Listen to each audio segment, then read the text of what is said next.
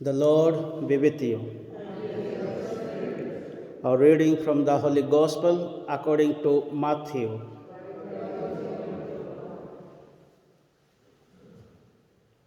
Jesus made the disciples get into the boat and go on ahead to the other side while he would send the crowds away. After sending the crowds away, he went up into the hills by himself to pray. When evening came, he was there alone, while the boat, by now far out on the lake, was battling with a heavy sea. For there was a headwind. In the fourth watch of the night, he went towards them, walking on the lake. And when the disciples saw him walking on the lake, they were terrified.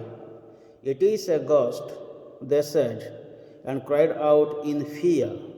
But at once Jesus called out to them, saying, "Courage, it is I. Do not be afraid."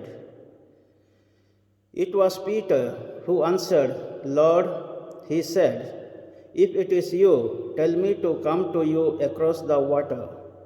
"Come," said Jesus. Then Peter got out of the boat and started walking towards Jesus across the water. But as soon as he felt the force of the wind, he took fright and began to sink. "Lord, save me," he cried. Jesus put out his hand at once and held him. "Man of little faith," he said, "why did you doubt?" And as they got into the boat, the wind dropped.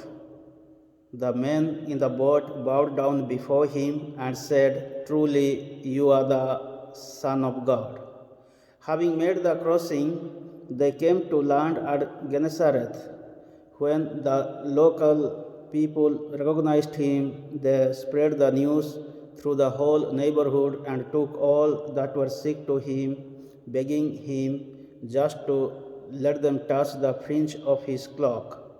And all those who touched it were completely cured. The Gospel of the Lord.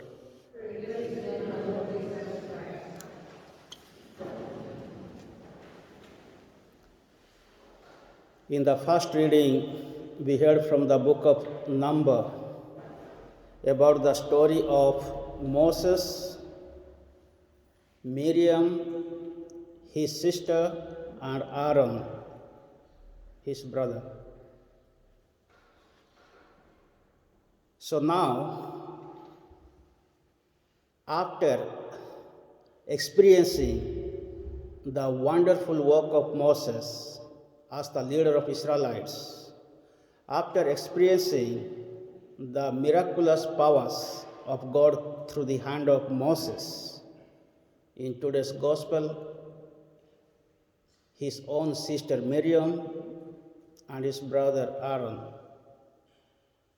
the next leader,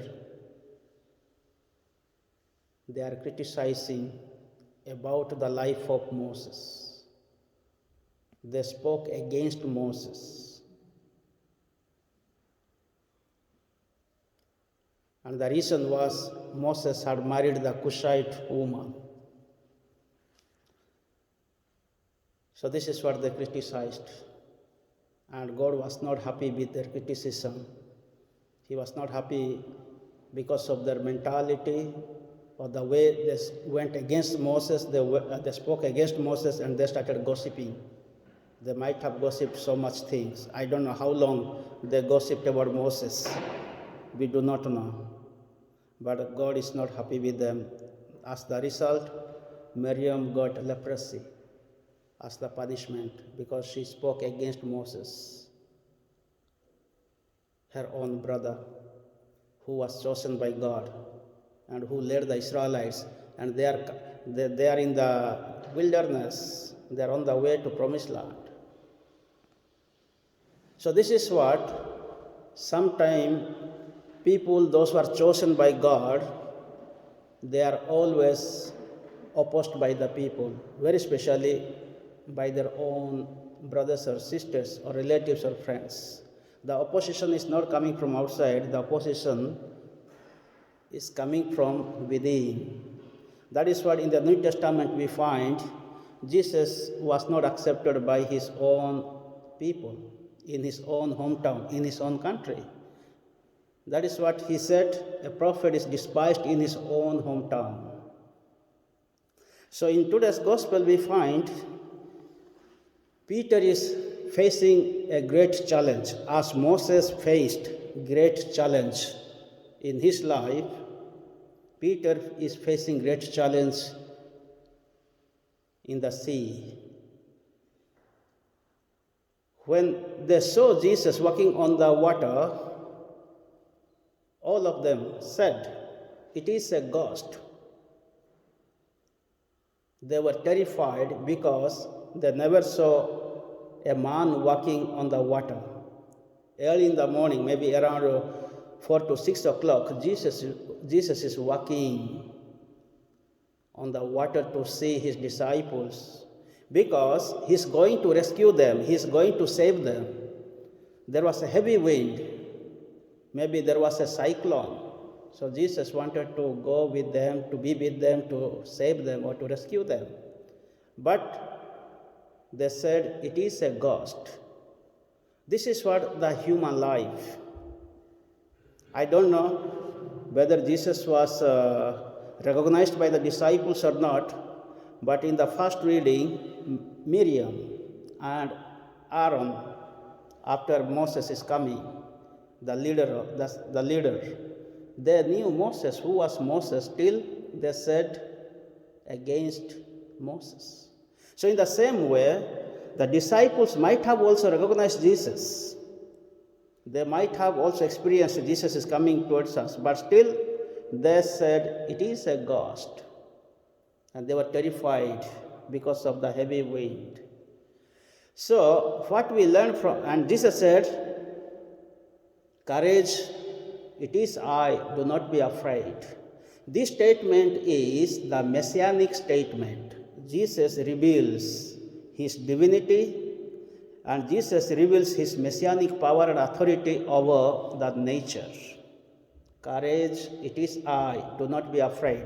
As God revealed to Moses at the burning bush, he said, "I am who I am." Now Jesus is telling, "It is I." That means I am. That is what in John's Gospel we will find there are 7 sayings of I am. I am the resurrection and the life. I am the truth, the way, the life. I am the bread of life. I am the true wine. So Jesus is telling I am. Now here it is telling it is I, do not be afraid. That means Jesus is revealing his divinity to the people. The same God of Old Testament. He and I are one, according to John's Gospel.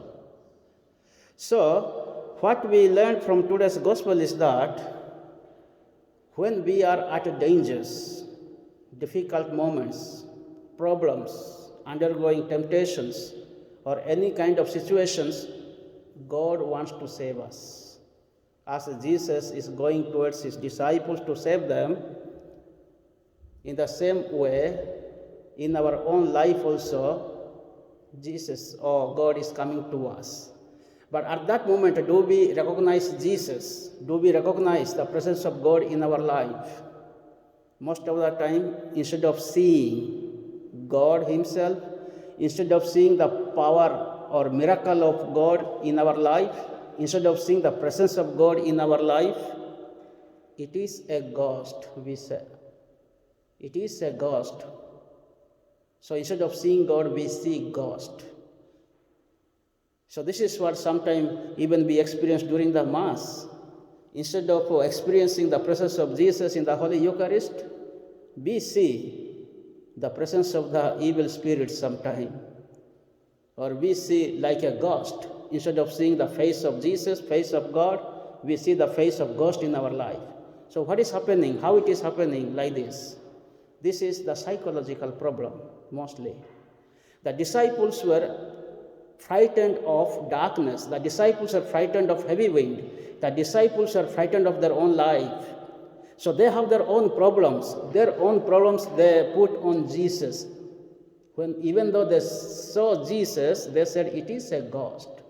So this is what our own problems, when we put on others, they become like a ghost. They become like animals, or they become like a madman or a mad person.